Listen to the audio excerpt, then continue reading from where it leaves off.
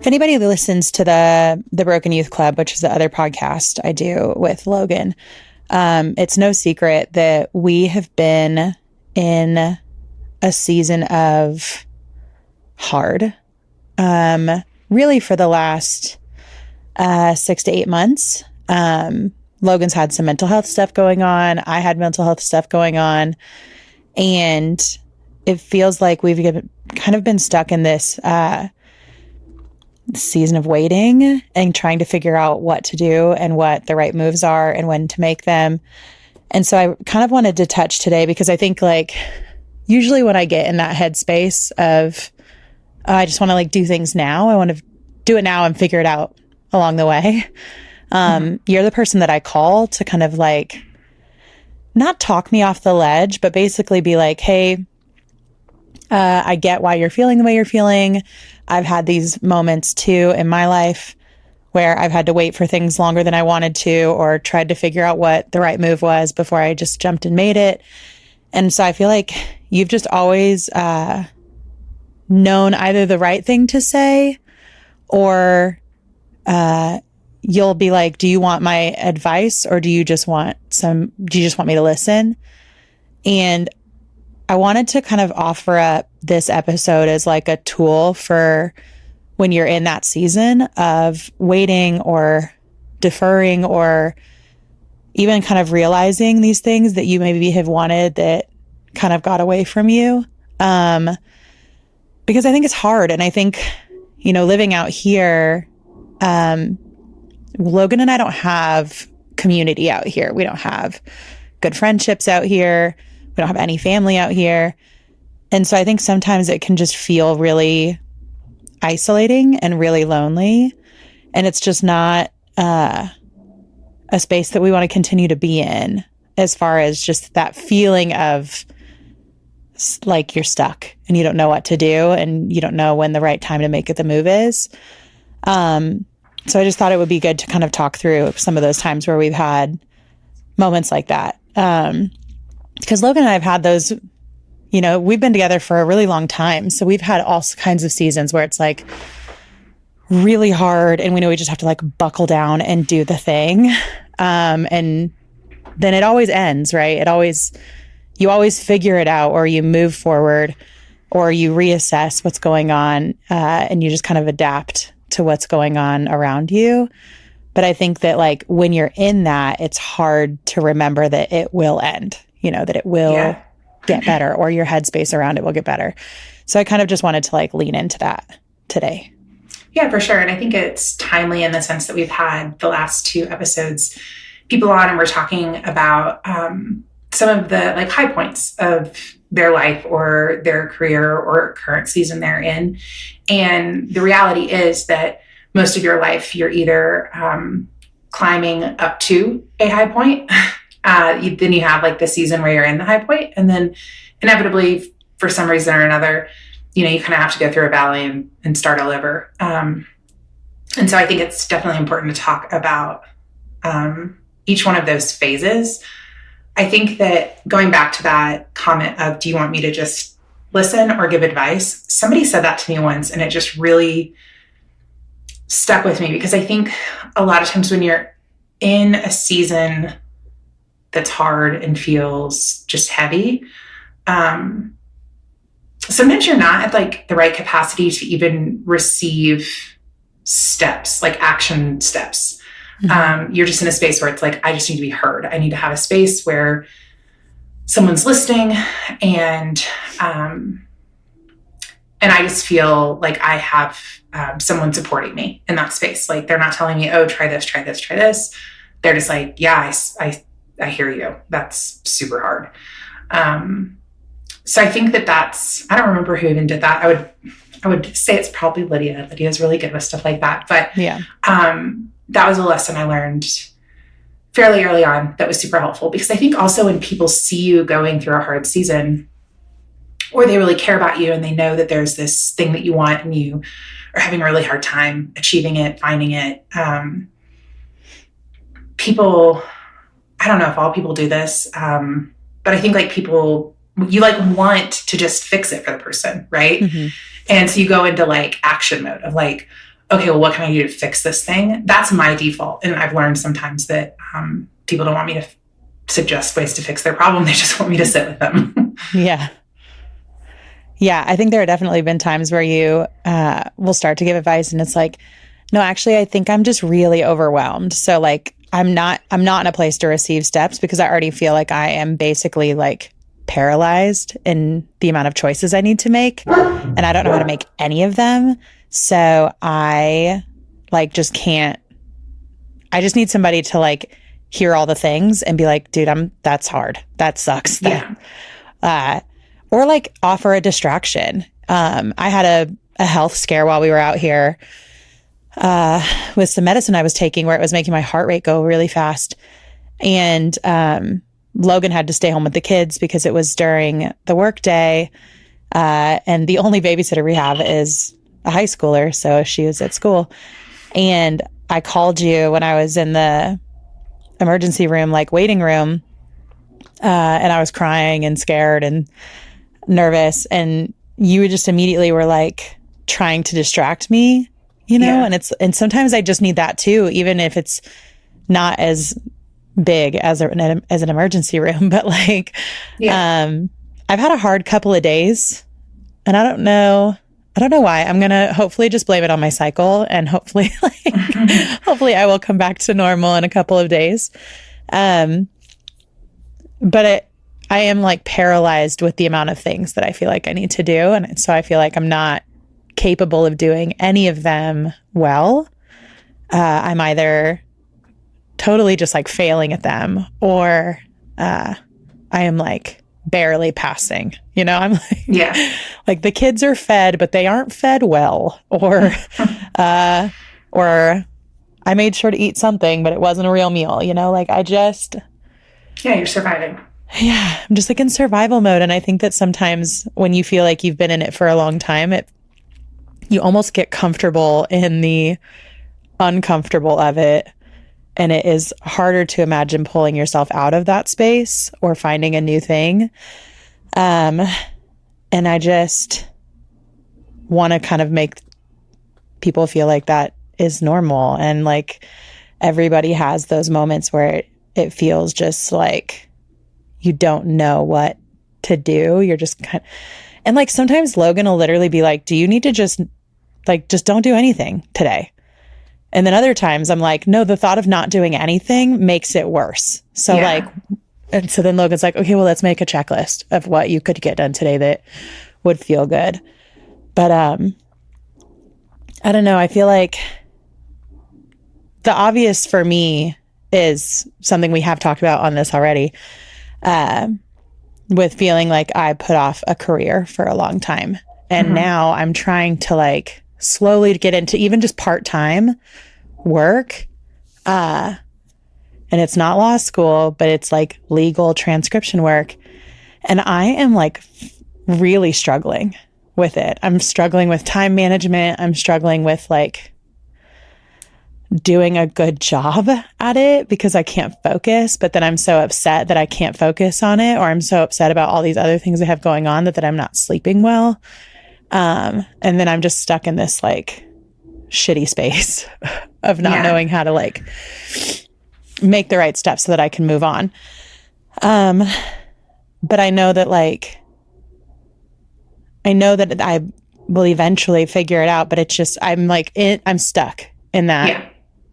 In that feeling. And then it makes me question whether or not I could ever actually go to law school. You know, I can like go down this whole rabbit hole of like, you know, I haven't had a real job in 10 years and maybe I'm like literally incapable of doing one now, or incapable of maneuvering my life around adding this extra thing on. And the fact that like we do still have the kids at home, it's like I have to like find that time when I already felt like I didn't have enough time. But then I don't want to like admit defeat on it because I don't even feel like I've actually started yet.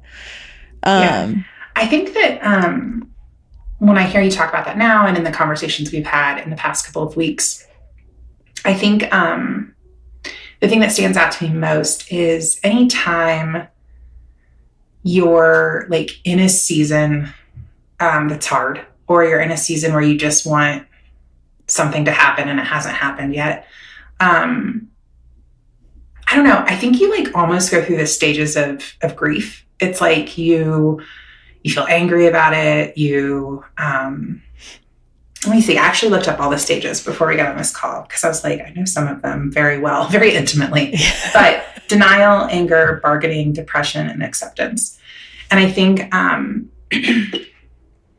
think like by people's just general nature, how they're built, they're more prone to probably get stuck in one of those steps than another of grief. And like, I think grief is like a very fitting word for me.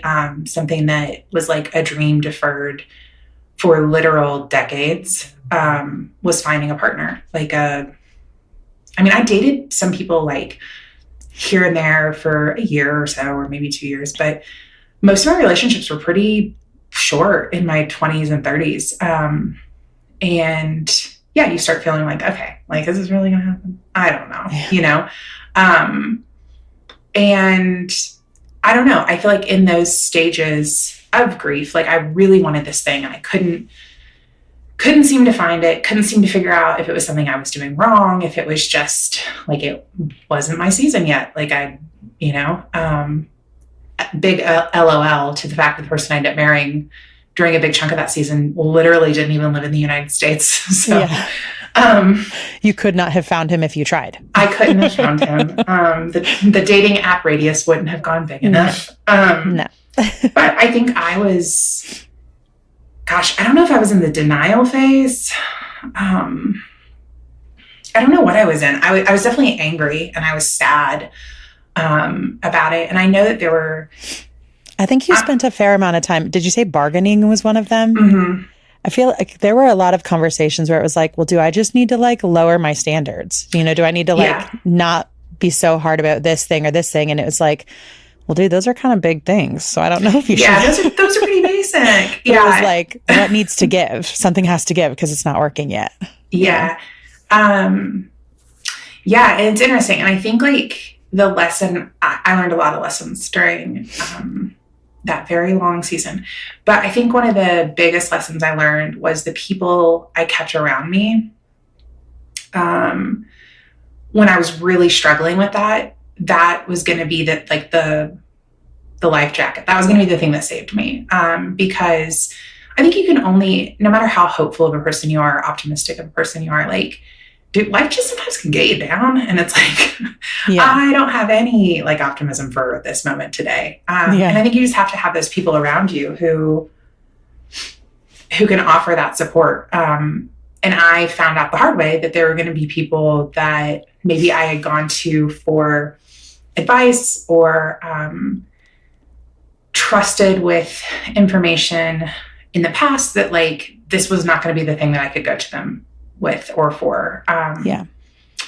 And that was a hard lesson because I used to trust people, I think, a lot more freely and just assume people were like just out there being good people. Yeah. And I don't want to say people aren't good people, but I think people are struggling with their own thing and sometimes can get really fixated on their own thing and forget how they're treating other people. But that was super important for me to find a community where I could go to when I was angry or sad or whatever, and they would give me honest feedback because I definitely was entertaining or giving attention to people that didn't deserve it. I mean, their actions did not warrant any of my attention. But I really wanted to believe that like, I was going to be able to make something happen. And the irony of all of that is that when I met Saichend, I definitely realized that some of the things I was doing were part of the problem, but also like the biggest part was I just hadn't found my person. Like it just wasn't my time yet. And it wasn't going to be my time. And I couldn't push that. I couldn't rush it. I tried, and all it really did was like make me really sad. So yeah, I think there's a little bit of like acceptance and trying to be patient. There comes a point when you lose, like you're like, I literally have no more patience for this thing anymore. Like Um, and then I think, yeah, that's when you need that community around you to really like rally and be like, okay, like here's a different perspective, or let me just take you out for coffee and you can just sit there and sob with your glasses on the whole time. Yeah. That's fine. Yeah. I almost feel like one of the stages of grief should be something along the lines of like envy, because like I feel like when I get in these moments of feeling really upset about something, I'm very quick to look at other people and be like, this person seems to have it figured out, or this person doesn't seem to be struggling with the thing I'm struggling with, even though we all know everybody is struggling with their own shit. But I think it's like really hard not to get lost in the comparison game. Mm-hmm. And it's part of why, like, when Roman was on, I think I asked him specifically, and then I know with Dave, I asked him specifically, when they made like big career moves or big life moves, like, hey, how old were you when you did that? Because I think that we were kind of raised in this idea that like we would go to college for sure. You always go to college no matter what. And then as soon as you get out of college, you build up your life, whether you immediately find your person and get married and have kids, or you immediately start working at a job that you get to then climb the ladder and be really great by your 30s. And some people get to have both of those things at the same time. Yeah. And like you get out of your 20s and you're like, but if I don't have it figured out yet, am I going to struggle forever? Like, did I miss the mark of figuring it out? And now I'm just going to struggle all the time. And so I tried specifically with those two guys because I know that they had those kind of bigger decisions that they made to kind of switch it up. Dave said he was in his late 20s. Roman was in his 30s. But like, I just don't want to feel, I try so hard to find people that have like, that are struggling in the way that I feel like I'm struggling in my 30s, because I don't want to feel like I just fucked up somewhere. Like I just like didn't understand the assignment. And now it's like I've failed the class so horribly, I can't make it up. You know what I mean? Like, yeah. But I remember I heard this thing once from who knows where, but it was basically like, the only fair thing about life is that it is unfair for everyone. Mm-hmm. And we look at like these people that we think have it together, but like in reality, they have had moments in their life too where they're like, this shit isn't fair. This is hard. This is like never ending. And whatever the problem is, Logan and I watched this show. Oh my God. I'm so upset that I can't think of the name of it right now, but it's about, this like uber rich family. And so it's like, you can think about people that have tons of money. So it's like, well, then realistically, they've never had to worry about, their finances at all. If they have families that own companies, they don't have to really worry about their jobs. But then like this show, it's like you see that their life is like kind of messy and fucked up all the time. And it's like even people that have whatever it is that you think you're lacking, you know, like if I wish so hard that like we made so much more money than what we make so that we could just be comfortable. It's like, well, there are people that do have lots of money and like they still have hard shit going on too. Yeah. Maybe for me, it feels like a different kind of hard, but it's still really difficult. And I think whenever I get in a place of just feeling really down and really frustrated, I'm super, super quick to look at like anyone, whether it's you or a stranger or a random person I see literally like driving their car next to me. And I'm like, you look like you're happier than me. What are you doing? What am I doing wrong? I specifically remember a phase. I went through a really bad breakup in my 20s, and I felt really bamboozled. Like I felt like, oh man, I definitely had no idea what was going on. And a lot of my friends, and even the person I was dating, their friends were kind of like, everyone was just kind of like your jaw dropped, you know? Yeah. And I remember after that, just asking a lot of questions about people's relationships and like, and the expectation, I think, of happiness. I think I had this very immature perspective on like, well, I just want to be happy. And how do you like, are other people happier than me? And like, if they are, okay, like what can I do to be happier? Or maybe everyone's not as happy. Like maybe everyone's feeling kind of crappy like me. And And I think that, again, Lydia Fox at the time talked to me about like the duality of emotions. Like how do we like juggle both emotions simultaneously? Like you can be really sad about this thing, but how can you also find joy? Because if you just sit in the sadness, it's like, it's not going to serve you. I mean, you're just miserable. Literally just miserable all the time. Yeah. So it's like, okay, feel the sadness and like really feel it. And then also allow yourself to really feel joy or really feel excitement or any of these other emotions, because that is life. And that's, I think, what I feel like we all were learning this lesson pre-COVID, but I think everything just got really hard during COVID. And I just kept thinking after COVID, like, we just have 1 year where everybody's just happy. Like everybody's just like easy. It's happy. And it's like, no, the world is on fire. Like things are bad. And so True. I think we're all just like, it feels heavy. And I think it feels heavy in a lot of different ways for a lot of different people, but it feels heavy. And then you also just have your life stuff.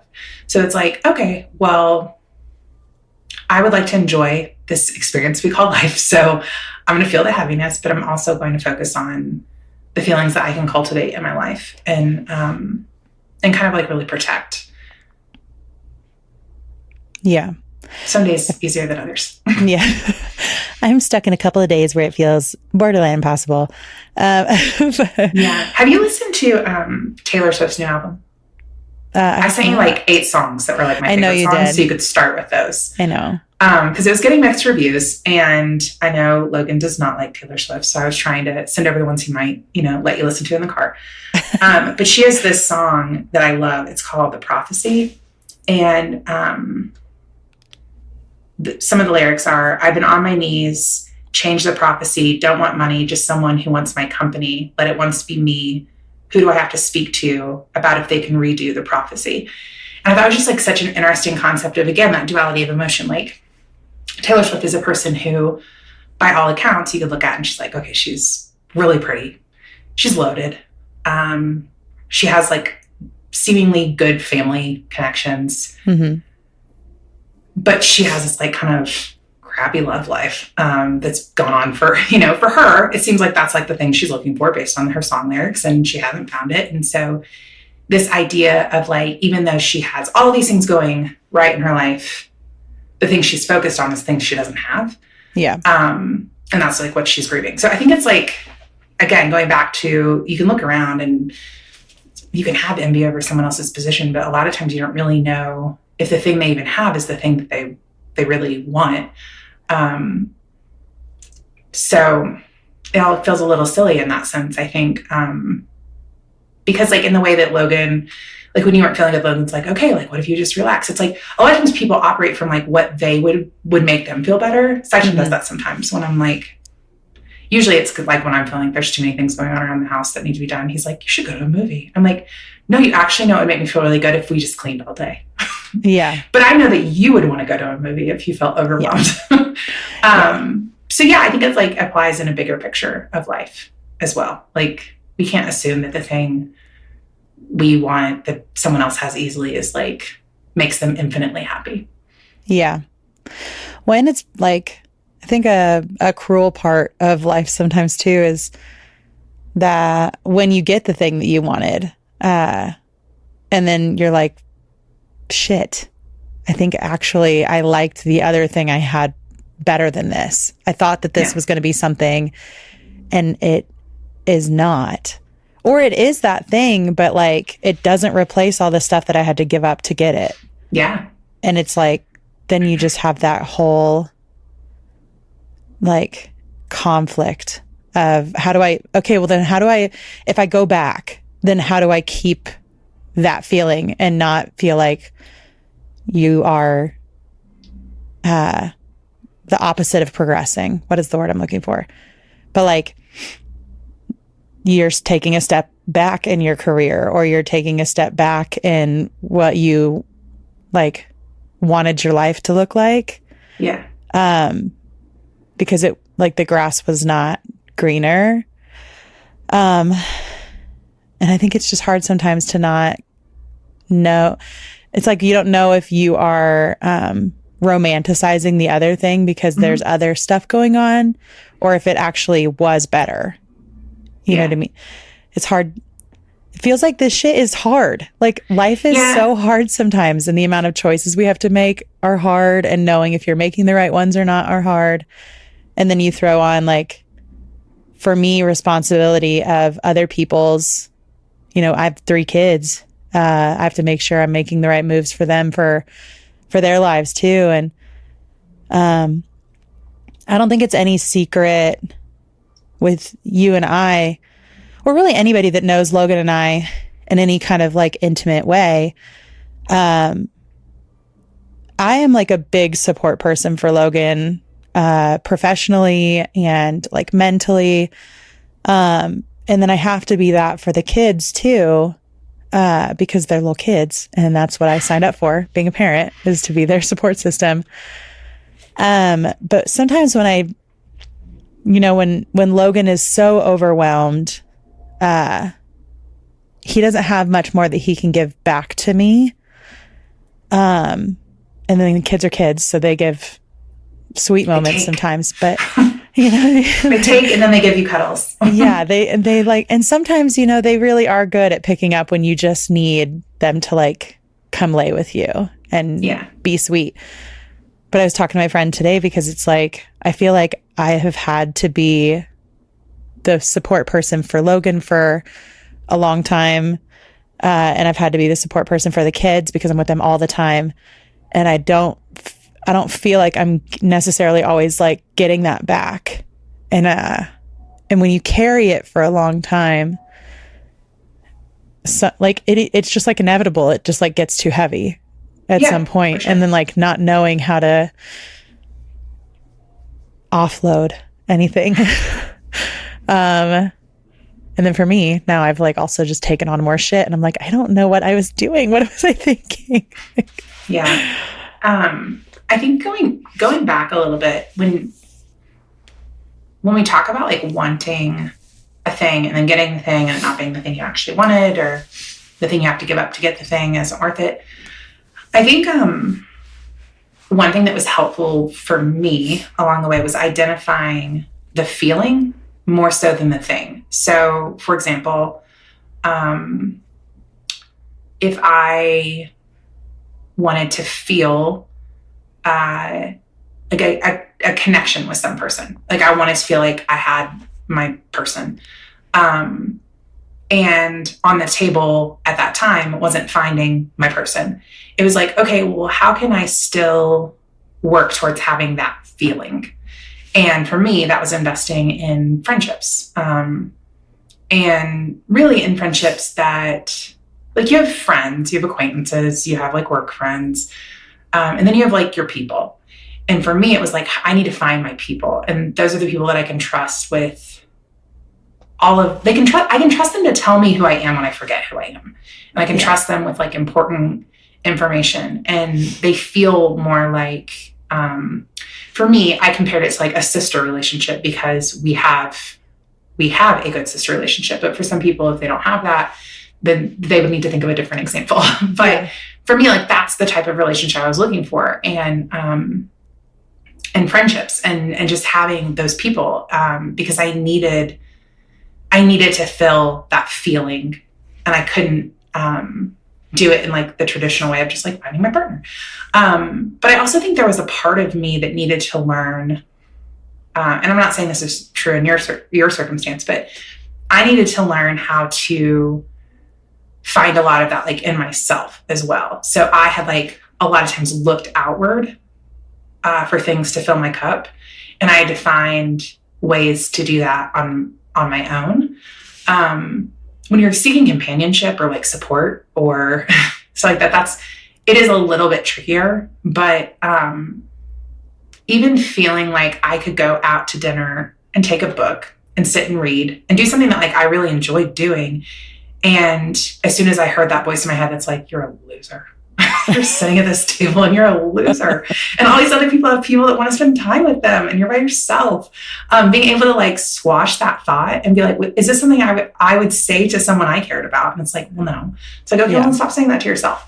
And so I think that like at the end of the day, we're not promised anything. Like I'm not promised tomorrow with Saichin. You're not promised, Logan's support for decades. We would love for all of that to be true, and hopefully it is true. But I think really strengthening the relationship I had with myself also really helped when various dreams were deferred, not even just the dream of having a partner, but when I had a job just a couple of years ago that I just felt like I had some people around me that were saying things about me that I was like, I know this isn't true, but it's like more than one person saying it.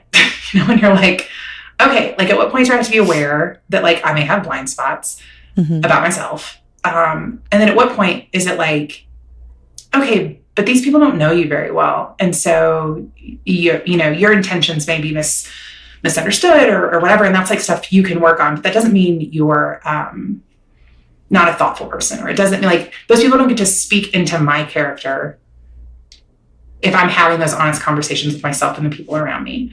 And I think that's just like another thing of like, the more you pour into yourself, the stronger yourself gets, and like your ability to connect and really,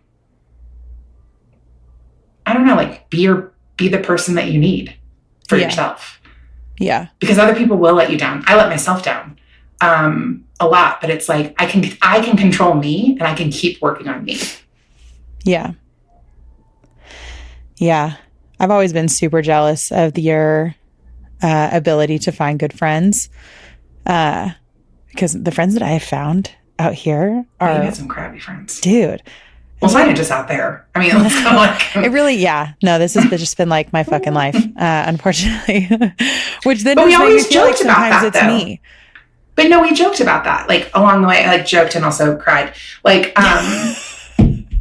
cried so much. Literally, how, like, we had the opposite, like, success and the opposite struggles. Like, yeah, I had friendships, but I had terrible, like, relationships. You had a relationship that started when you were a teenager, and you're now 35? 4, bitch. 34? I'll be 35 this year. But you've literally had almost 20 years of a relationship with Logan. And not to say that all of that has been daisies, but, you've had your person, and but you had like struggles with friends. And so we've always had like the opposite, which I guess is like good in some ways, because it gives you like, you can look at a person and be like, okay, like, if it worked for Kate, it'll work for me one day. But it also is hard, because it's like, I watched you have like a relationship with Logan, have kids, like buy a house, like do all of these things that, were like deep desires of mine. And it wasn't, I think because I cared about you so much, it didn't feel like envy to me. It just felt like heartache. It was like, I was so happy for you, but I was also so sad for me. Yeah. But I think I learned a lot through that, of just kind of, again, that duality of emotion. Like, how can I be so happy for someone and also just like be so sad at the same time? And it always just felt better to lean into the so happy. Yeah. I don't know. Yeah. I don't know what, I feel like one of the things you said to me that I try really hard when I get real mean to myself. I have had so many friendships that have all ended very similarly bad, where it just ends up the person is like truly, truly just like using me for something. As soon as I try to set a boundary, they're like gone. And I remember like one of the more recent ones calling you and being like, dude, like, it's gotta be me. Like, if all this shit's happening and it's consistent and it's always happened to me, like, there's something wrong. I'm picking the wrong people and there's something wrong with me. And you I know why you felt that way, but that's not true. Yeah. You were immediately like, well, would you say there was something wrong with me because I wasn't finding my person? And I was like, no, all those dudes just fucking sucked. And you're like, yeah, I think maybe.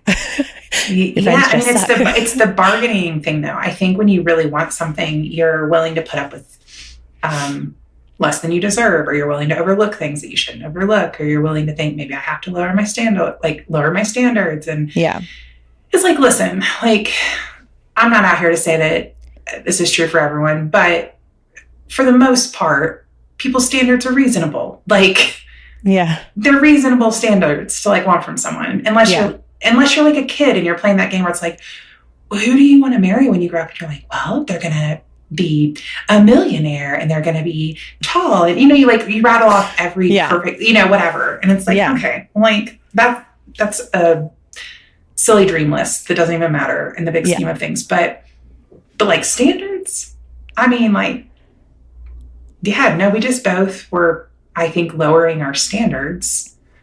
And I think the confusing thing about that is when you lower your standards, or you let something happen that isn't okay, and then you wouldn't treat somebody else that way, then you start to think, this person must think really little of me, that they're okay with treating me this way, because I wouldn't treat someone that way, even if they were like a really bad person. Yeah. But like, if I was going to do some of this stuff, that'd be like the only way I could, not feel bad if I hurt someone's feelings or something. And so I think you almost start to degrade yourself by what you allow to happen to you. Because you're like, oh, well, if this person is like not treating me well, and I know they're not treating me well, and I'm still like seeking their attention, like, what's up with me? Yeah. But I think that is part of the thing. Like, when you really want something and you don't have it. It was interesting. One day I was talking to Saichin about something, and I don't know how it came up, but I was just like, I definitely thought at a certain point I wasn't going to find a partner. And so I started like planning for what my options were. And that was like a way for me to just cope with that, was like to think through, okay, like, here are all the scenarios. What can I be okay with? What can I not be okay with? And Saichin like looked at me like this, like, look at his face, and he was just like, you gave up? And I was like, yeah, I was starting to give up. Yeah, like, because like you said, it's like you can only carry it for so long, and then it's like, hey, this is too heavy. And I was like, you didn't give up? He was like, I never gave up that I'd find the right person for me. And I was like, oh man, okay. But this is also a person who's like, I'm totally happy by myself. Yeah, I can be by myself. I enjoy my company so much. I'm like, I enjoy my company as well, but I enjoy it when you're here. He's like, well, yeah. I'm like, sure. Okay. Thank you, Saichin. Mm-hmm. But I thought that was like such a, I don't know, like, that's what I would have wanted. I wish I could have said to myself, is like, girl, don't give up. Like, yeah. Just like I would tell you, don't give up on your career dreams. Don't give up on finding your people. You'll appreciate them like so much when you find them, because you've had to search so hard for them. But don't give up. Like, what do you mean? Because if you give up, then it's just like, you're just going to sit and be sad. That sucks. Yeah. I definitely have had those moments where it's like, am I supposed to just be fine? Like, do I just accept that this just is what it is? And like, that's all. That's it. At least I have these other things. It's like, oh, I don't want to do that. I don't. Yeah. Because like, I want Logan to have friends too. Like, I don't know. It's so, I just hate that there are so many things happening that like are not quick fixes. You know what I mean? Like, I think that when you're a kid and people kind of explain things to you in a way of like how to fix a problem, in your kid brain, you're like, okay, great. Then I'll just do that. And then that's fine. That'll happen. Like, I'll just go talk to somebody and they'll be a super nice person and they won't ever hurt me. And then I get to have a friend, Yay. Or like Arlo is in such a sweet little phase right now where he's like, I'm a great friend. And I said, I know you are. And every time we go somewhere, he meets a new friend and then we leave. And like today we went to this indoor playground and it was a little girl in a red shirt and we were leaving and Arlo said, my best friend wears red shirts. And I just think she was really cool. Like, and it's like, I wish that I could just go to a park and walk up to somebody and be like, hey, all my best friends wear red shirts. So I think you and I are meant to be. And then we just like get to go have fun together. Yeah. And I hate that like somewhere along the way, that like very youthful optimism about everything. Like Ollie is Ollie's certain that if they want to be a YouTuber, they could just be a YouTuber. You know what I mean? And that hasn't been like the reality of the hard work and the time it takes to do that hasn't sunk in. And it's like, sometimes I wish I could just like continue to live in that little kid optimism where it's like, no, it'll just like, it just happens. That's like what is supposed to go on. Yeah, you could though. You could do that. I think kids, like the thing that kids have that it is the optimism, but like they're just resilient. So I think it's like, okay, work on your resiliency. Like that's the thing you have control over. Like go up to the person in the park and be like, whatever you want to say, I don't know, to like, hey, I'm looking for friends in the area. Like, but do you have any clubs you're involved with? Or do you have any suggestions? Whatever. And if the person looks at you and they're like, and you're like, oh, they think I'm weird. That's fine. It's just let it bounce off, it's fine. Yeah. Do you know how many people probably... Oh, you don't want to be... Okay. Okay, fine. Sure. I mean, kids just don't... That was one thing I loved about teaching, especially the age that I taught, because kids were on that cusp of like... They were socially aware. Like they were getting there. They were like becoming more aware of themselves, which made them easier to be around. I felt like... But they also still had that innocence. So they were really just trying to like figure it all out. And... Yeah. I was just continually struck by how resilient kids were. Like they would come in, and especially when I taught in Indianapolis, I was in a school district that had the neighborhood I was in. They just had a lot of issues. And some of the kids would come in and they'd be like falling asleep at their desk. And the more I would talk to them, they'd be like, oh, it was because they were up all night because they heard drive-by gunshots all night long. Yeah. But those kids were happy.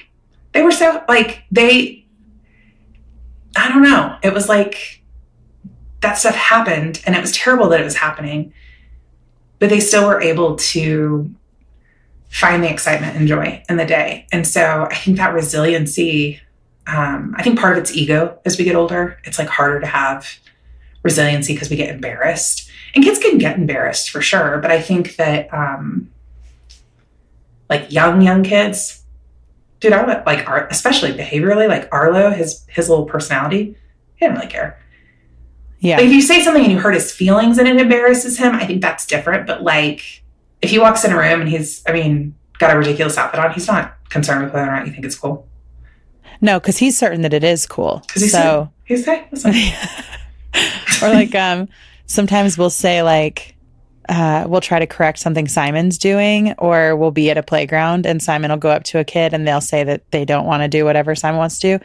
And he'll literally just like shrug his shoulders, walk away. Dude, I love Simon Shrug is so funny to me. All right. It's like, that's the emotion I just need in my life. Yeah. Because I'm like a people pleaser. Yeah. I'm a recovering people pleaser. I don't do it near as much as I used to. But yeah, the idea of just shrugging my shoulders, like, no, I'm going to go cry on this way.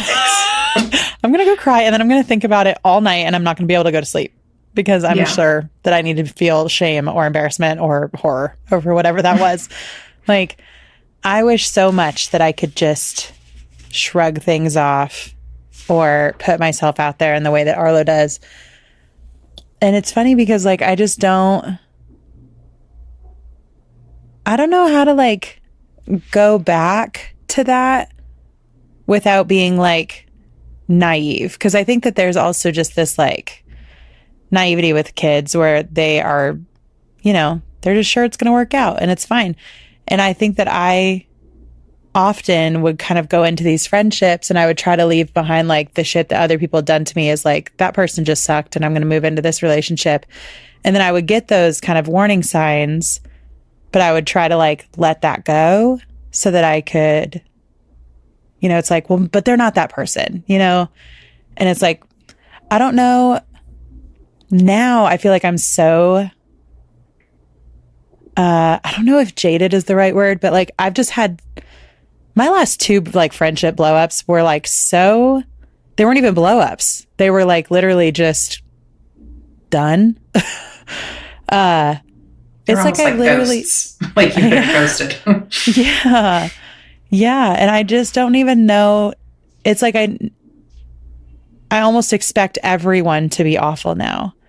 And I don't know how to like break out of that, to go back to that feeling of like, oh no, that person's probably fine. They're probably really nice, because I would never treat somebody like that. Like, I just don't know how to backtrack back to that.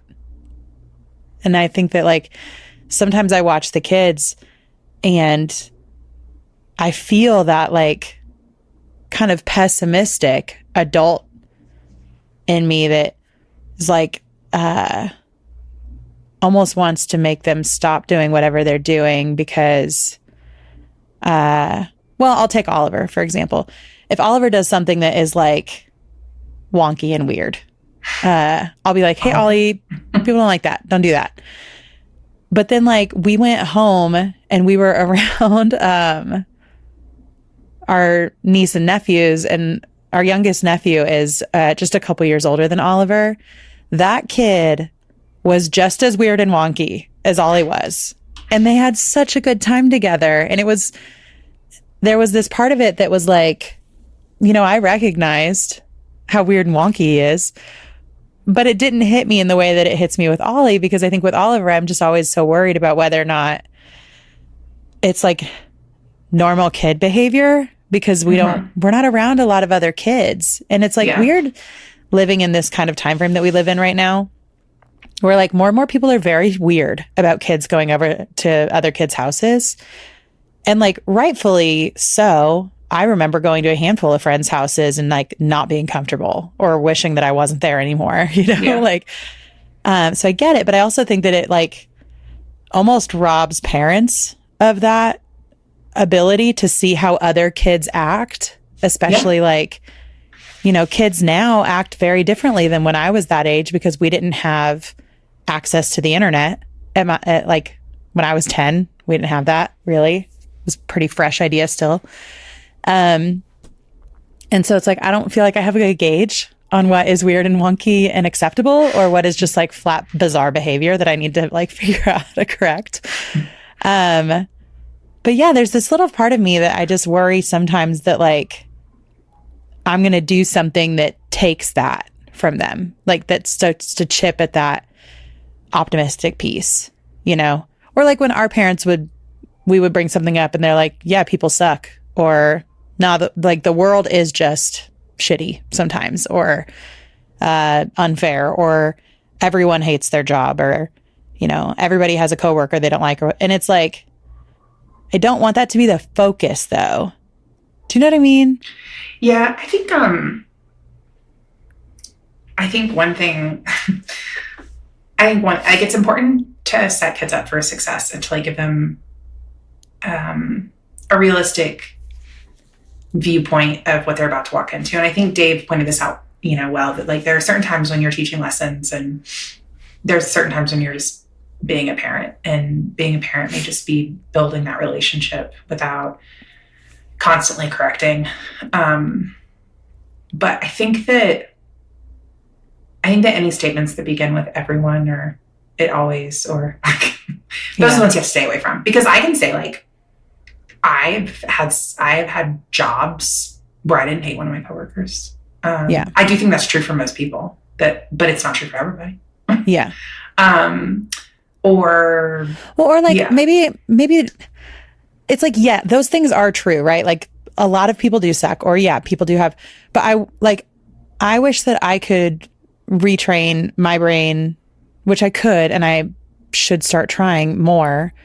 But it's like, when it's like some people find their best friends at work, you know, some people have bosses that treat them really great. Some people don't fucking care about their jobs because they love their lives outside of work, and it's just a job, and none of that really matters outside of the paycheck you get to bring home from it. Like, I wish that I could lean more into my like youthful optimism than my like pessimistic adult, or what some people would argue maybe is like a realistic adult. But it's like, I don't want to be a realistic adult, because that sucks. Like to think about things and like, you know, we mentioned earlier, like the world is like on fucking fire. Like everything is hard right now, for a lot of people.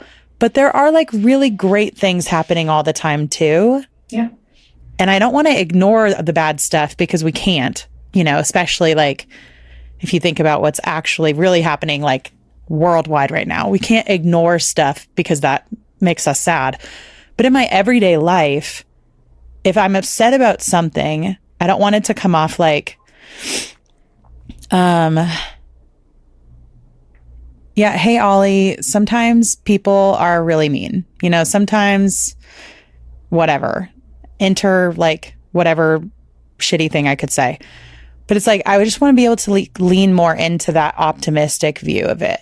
Like, but Ollie, it was like a beautiful day today. What did you get to do outside today? Or like, Ollie, this, I don't know. I'm like getting lost in like nonsense well, I think examples. It's like, but I think it's also just though stating one thing and then stating another truth. So it's like, hey, Ollie, people can be really mean and hurtful, but also people can be really lovely and make your life so much better. So it's like it's acknowledging that whatever's going on is hard and like sad and is true, but there's like other truths out there as well. Yeah. So like in your situation with finding friends, it's like, yeah, it can be really lonely to be a mom, a stay-at-home mom with little kids living in a place where you don't have community. That is 100% true. What's also 100% true is you will have community. So this is just a season. And it can feel like a long season, and that's sad, but you can't like give up hope that there's going to be another season, you know? Yeah. So yeah, I don't know. I think the other side of it too is like trying to figure out if you're in a season and you can't, like, for whatever reason, it's not possible to get out of that season in the near future. Example, you want to be married, you're dating, you're not meeting anyone like that's worth taking home to meet your family. It's like, okay, well, like this is really hard. There's no getting around that. But what are like the positives of the life season I currently have right now? It's like, okay, well, I don't have to, I have a lot of freedom to make decisions. So, what else fills my cup? Traveling. Okay, well, I'm going to travel, and I'm going to travel more because I can, and I have the time. And what fills my cup? It's like, I'm going to have more hobbies because I have time to have hobbies, or I'm going to go on trips with friends. So it's like finding the other things that are also true of your current situation that can give you joy and leaning into those. Doesn't stop the thing from being sad, but it helps you not just like sit and fixate on it. Mm-hmm. And eventually when that season changes, you've had those experiences. Cause like for me, everybody kept telling me when I went to get married, they were like, oh, your life's going to change so much. I'm like, yeah, I mean, I knew it was going to change, but I was kind of like, yeah, but I've been like doing my own thing for a long time. So, and Saichin and I met like doing our own thing. So I don't think it's going to be that drastic of a shift. And it really, I think it's been somewhere in the middle of what people, they weren't warning me. It was just more like, oh man, here it comes. And I was like, yeah, okay. It felt like a little like foreboding. I was like, oh, yeah. And it has been true. I am much slower to respond to a text message now. I am, I don't get on the phone and catch up with people as frequently as I used to. I don't recreationally travel quite as much as I used to. But it's like, there's all these other things that I got in exchange for some of the things that just like naturally started to kind of wane. Mm-hmm. Yeah. So there are going to be things. One day you're going to have community and you're going to love it, and you're going to have a job and you're going to love it. But there are going to be things that I don't know if miss is the right word, but that you look back on and there'll be very fond memories that will be something that will be new and hard for you to not have. Yeah. And when I went to New York for my birthday, we got to see, my birthday week was so much fun. We went to New York for 3 days. I got to see a lot of my really good friends there. One of my friends had a baby. I got to meet her baby, and then I flew home and I got to see you guys and some friends, and I got to meet another friend's baby. And it was such a sweet week to have that community that I was so used to having in New York when I lived there. Like day in and day out, I saw these people. And there definitely was like a thing, like Section was like, you're like, it's different. Like you're different here. Like you just seem happier in a different way. And I was like, yeah. And I'm so happy in my day to day with Section. Like I love spending time with him, but there is another thing that like filled my cup for a long time that isn't, as heavily a part of my life anymore. And so there will be something. I don't know what it will be because I know you're really tired of the season you're in, but there will be something. So it's like trying to acknowledge the hard while also just being really grateful for those tender moments that you get to have that are fleeting, like the kids being younger. Yeah. You being Arlo's best friend. One day he's gonna be like, Mom, you're dumb. You're not cool. We're like, no, you're my best friend. How dare Arlo. you? So I'm like, hey, wait a minute. What does he mean by people? I need to go change my shirt to a red shirt and FaceTime your kid. Oh my gosh. No, it was so sweet last night. He was like ready to lay down and I was doing a couple of other things and he just kept coming up and he's like, you know, I really like cuddling you. And then he would just stare at me. And I was like, okay, do you want me to come lay down with you? And he's like, yeah. And I was like, okay, I'll be in there in just a minute. And then he went and laid down. And then I walked past to like go get something from another room. He's like, I really like cuddling with you. I love him. So I think just to like wrap this up, because this is very different than some of the other episodes we've done, just what are the like lessons or as Bob Ross says, happy mistakes? What are the little things that along the way during an uncomfortable season of deferred dreams that you feel like you can say you've learned or that have meant a lot to you? Well, I think one of the first kind of things that comes to mind, which I hope this fits what you're asking.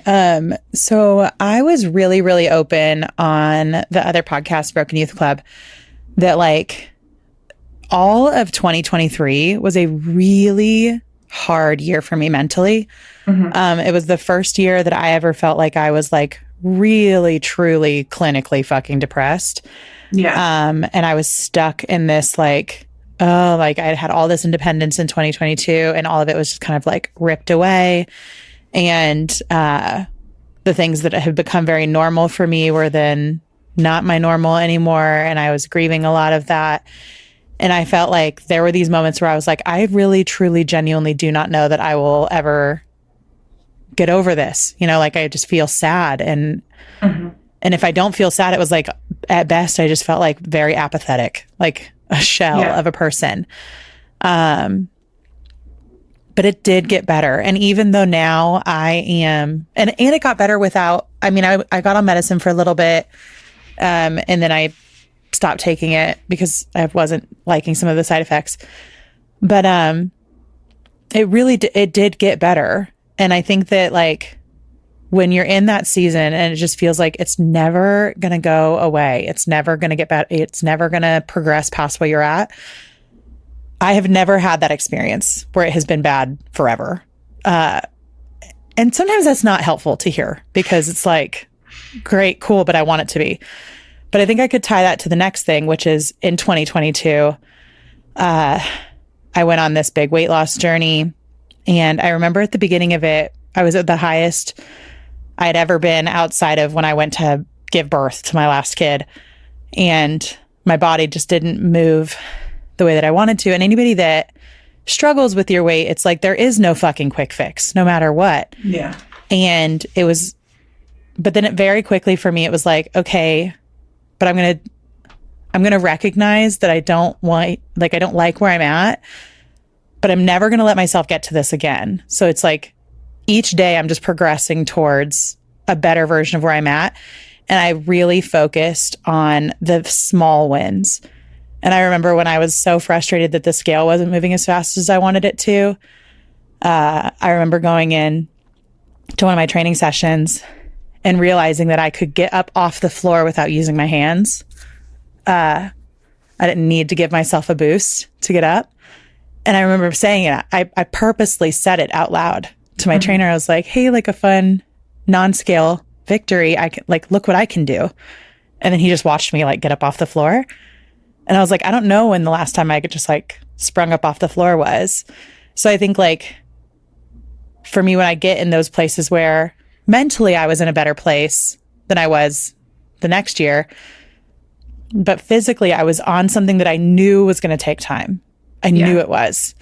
Then it was like, okay, well then what can I celebrate? Because I have to do something that continues to like fuel the fire to keep it going when the weight isn't falling as fast or the clothing sizes aren't going down as fast as I want it to. It's like, okay, but I did get up the stairs today without feeling like I was out of breath at all.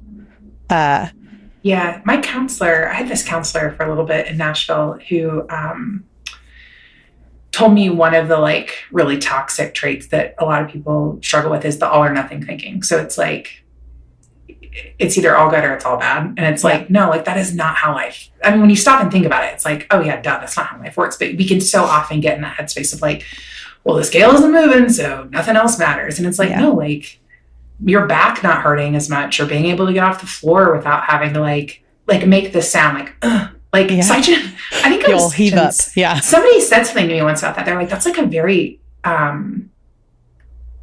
feel like he said, it may have been him, like American thing. Like, because we are just more, a lot of our jobs are more sedentary. So it's like, and then when we go to get up, it's like, if you really start to pay attention to it, most of us make a lot of sounds when we get up. If you go to like Europe or something, it's not as common. And I think it's like, we don't have to walk as much, like to get around. We're not climbing stairs like people do in Italy, like to get to their home. So it is an interesting thing, like that in and of itself, to be able to like honor our bodies where we're not like essentially audibly wincing when we have to stand up. Like that's a win, you know, your body thanks you, your skeleton thanks you. Like totally. Yeah. And then I think the last thing for me, which it's something I try really hard to lean into, but I think when I am in a funky spot, a lot of times the thought of even doing things that I know I like doing, it's like, oh, well, I have to like go do that, or I have to, or like it probably won't even be that fun, or I have to get in the car and drive to that place. It's like, it truly, truly is. It's like the hardest part about it is just getting up to go. But like every time, and even for me right now, it's like, I bet I would feel better if I made myself go lay in the hammock for 10 minutes. Like just leave my phone inside, go out there and make myself stare at the damn leaves for 10 minutes.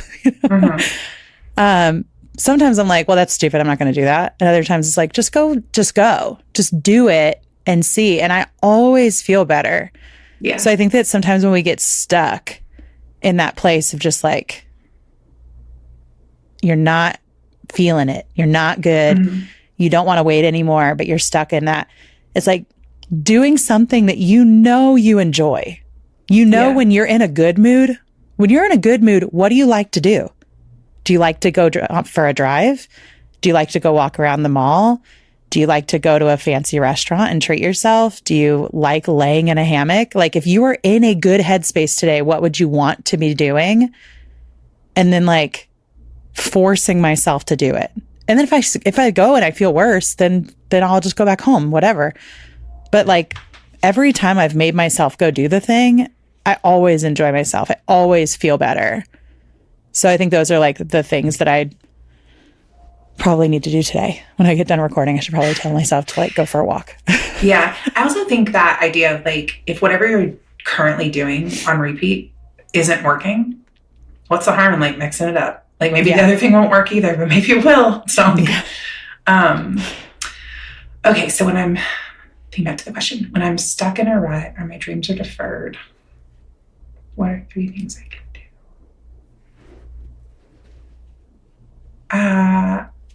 Man, I kind of feel like I really enjoy having a plan. And listen, life the past year has taught me that planning is like, LOL. My husband is going through the process of becoming a citizen, and it is a slow and bureaucratic, painful, expensive, annoying thing to have to do. And he has so much more patience for it than I do. And I'm just always like, why are you not more annoyed? And he's like, no point in being annoyed about it. I can't change it. And I'm like, yeah, I guess. But I think for me, having a plan and really thinking through what are like 5 options here. So example for like dating, I guess, would be I could spend the next 6 months and just like not even date myself, I guess, you know, like just really invest time in myself, do things with friends. Or it might be, I could try online dating, or it might be, whatever, like think through 5 things that I could do. So I feel like there's like actionable steps I can take. Yeah. Because for me, it's important to feel like I'm at least trying. I'm not saying that the trying actually changes the trajectory of anything going on, but for me, like sitting gives me more anxiety than like attempting to do something different. Yeah. So I think that, yeah, like planning through that. And that even went as far as when I started thinking about, this was probably when I was like 33 or 34. And I was like, okay, like there's a chance I'm not going to meet somebody like that I want to spend time with, that I should want to spend time with. And like, what could my life look like in that scenario? Like, do I still want a kid? And I like really like talked myself through those things. It was like, okay, well, like if I do want a kid, how can I still have a kid? I was like, okay, I could adopt, or I could do foster. Like you really start to think through like all the steps. And I think that sometimes the fear of when you just fixate on like, I want this thing, I want this thing, I want this thing. And you don't allow yourself to consider like, well, what if I just don't get this thing? Because that is that is a possibility. I could have never met Session.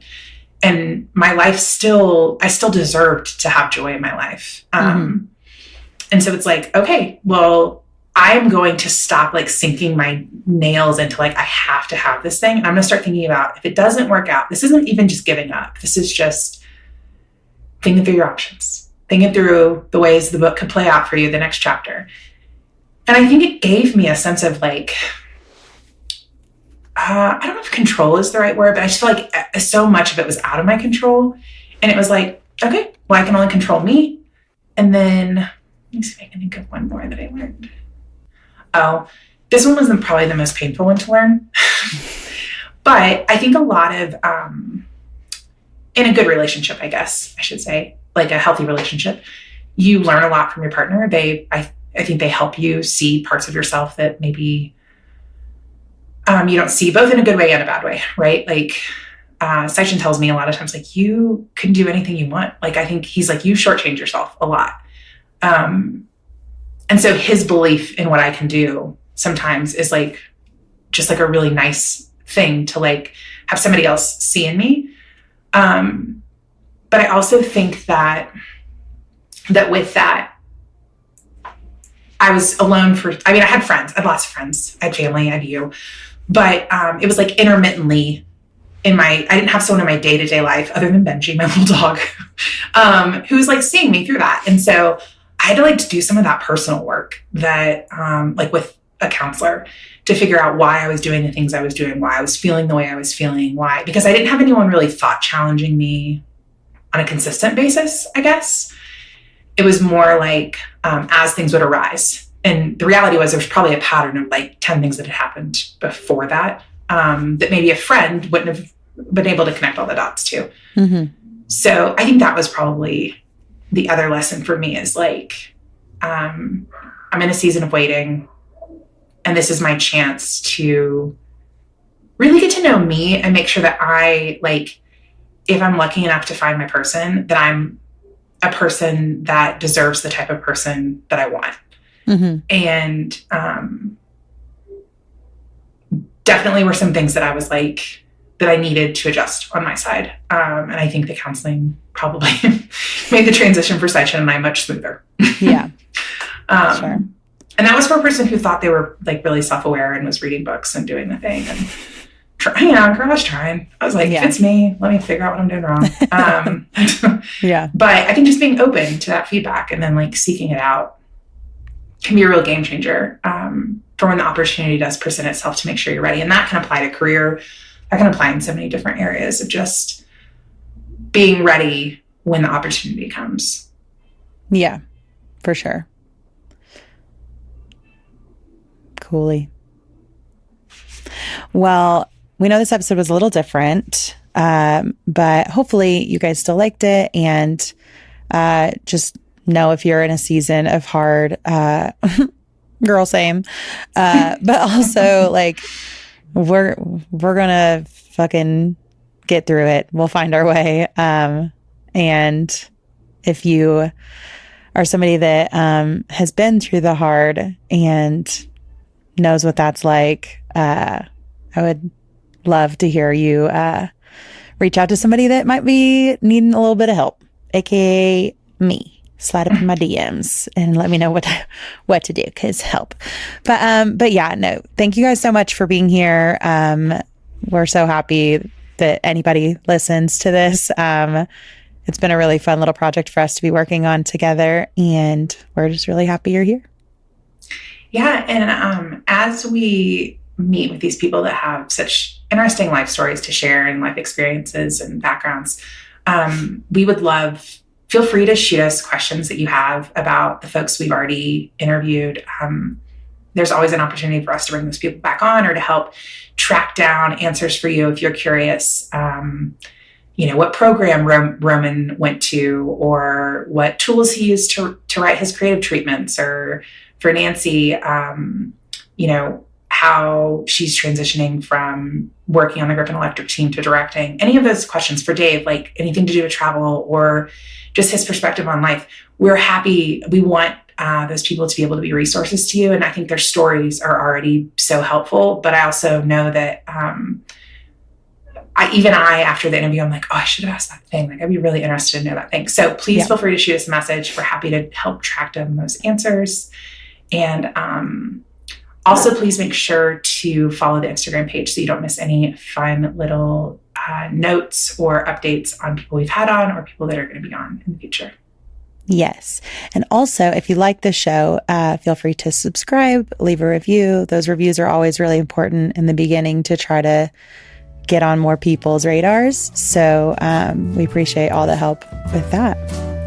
All right. Have a good one. All right. See ya.